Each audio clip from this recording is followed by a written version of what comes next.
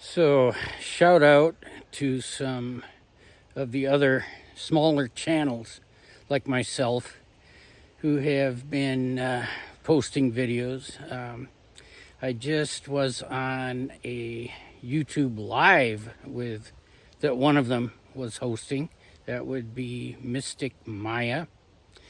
And that was pretty inspiring. She had a meditation that was helpful. And the conversation after I found inspiring, and so I'm out here making a video. Also, yesterday, Elisheba had a video that basically was her coming to realizations in real time on the video. She had a big aha moment about 2/3 of the way through the video, and that was inspiring to me. So here I am trying to do the same thing. Now, she was thinking about, what is the spiritual truth kind of at the center of the Christian religion, before Emperor Constantine kind of seemed to hijack it, right? And she was thinking some pretty deep thoughts, and I just admire that. And she came to a big realization, and I think you should watch the video to find out what that was. Now, I love to think about the truth, that the foundations of truth, of reality. But my take on that, my path to that, is primarily fundamental physics and mathematics. And that is simply because that's what I like. I enjoy that. So that's the path I take. I love to discuss things with others who have chosen different paths to the truth, especially the more subtle and intuitive ones. Yeah. But right now, on my physics and mathematics journey, I have circled back to the actual study of quantum field theory again, because that discipline promises to give some real insight into how everything works. I know it's not complete. I know that it doesn't have all the answers, but I think it's a pretty powerful tool nonetheless. Plus, it gives me a real cognitive workout, because it's one of the most difficult things to try to understand. And it's just good for my mind to work at it. It's a workout. It's a cognitive workout. And right now, I am in the midst of trying to learn the mathematics that models how fermions work, things like electrons and quarks.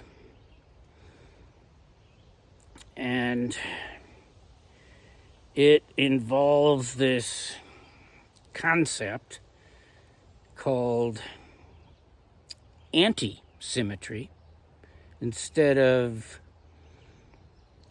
two things being exactly equal to their reverse, when you reverse two things, you get a minus sign. So they're equal to the negative of their reverse. And that is how electrons work. And, this whole mathematical framework revealed the presence of antimatter before antimatter was found experimentally. And that's what makes this kind of thing appealing to me, is that within the mathematics are truths that haven't been discovered.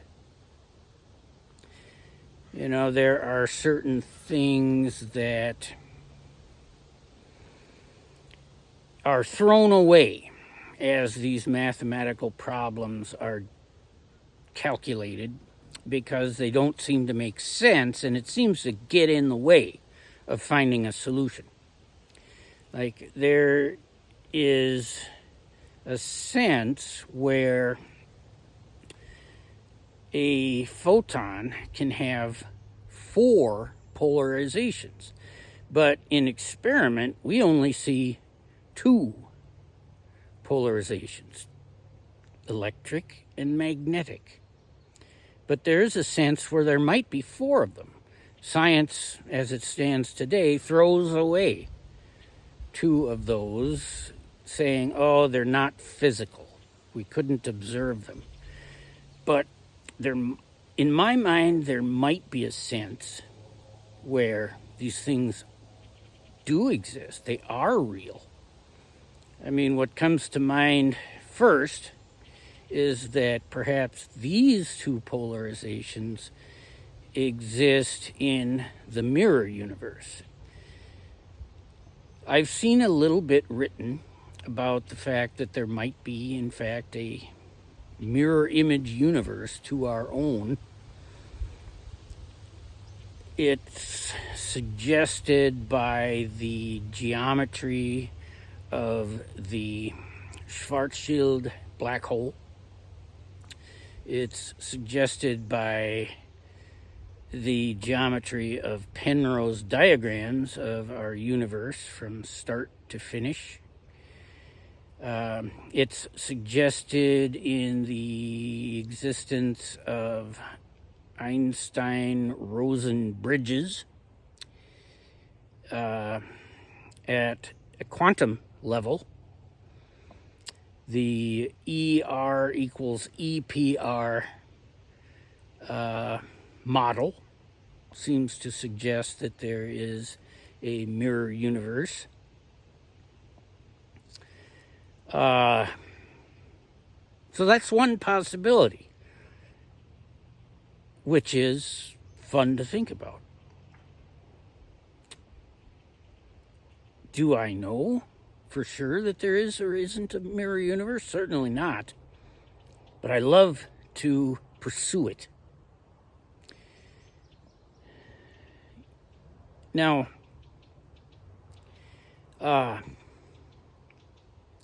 the YouTube Live that I was just participating in, I admitted that my purpose, I believe, is to form connections with other people, certainly other humans on this earth, possibly other beings out there in the universe. Hard to say.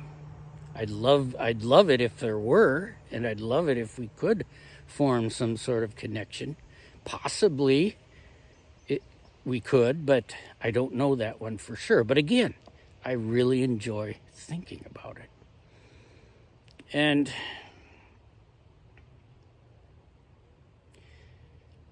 sometimes I wonder, and have for quite a while, where do the ideas come from?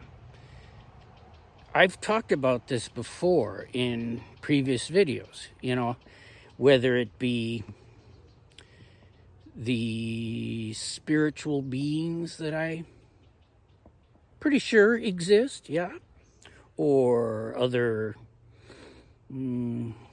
extraterrestrial brethren that I kind of think exist, yeah, that send me these ideas? I think so. Am I certain of it? Well, I guess I'll say that I'm open-minded to the possibility that cool, wishful thinking may in fact not be true. Yeah. But for now, I'm going to maintain the belief. And so I meditate. And although nothing really seems to happen while I meditate, later on, the ideas appear. Ideas that seem new to me, not something that I myself make up or deduce, right? And that practice of receiving knowledge and wisdom proceeds along feminine lines. You know, that's the feminine essence within me. And that's something we discussed a little bit on the YouTube Live, the feminine and the masculine. Now, when these ideas do appear in my mind, and I attempt to put them into structure and put them in terms of anti-commutators, Feynman path integrals, and I take the action from the Lagrangian and exponentiate it and then put it into a path integral and create a propagator or a Feynman diagram. That's the masculine part. So it takes both. I mean, my feminine essence is out here in nature, feeling the abundance, the lushness, the beautiful green of the leaves and the grass. And it's also the feminine essence of me that appreciates the beauty of the mathematics that I study and feels that sense of awe and wonder at how beautiful some of these deep ideas actually are.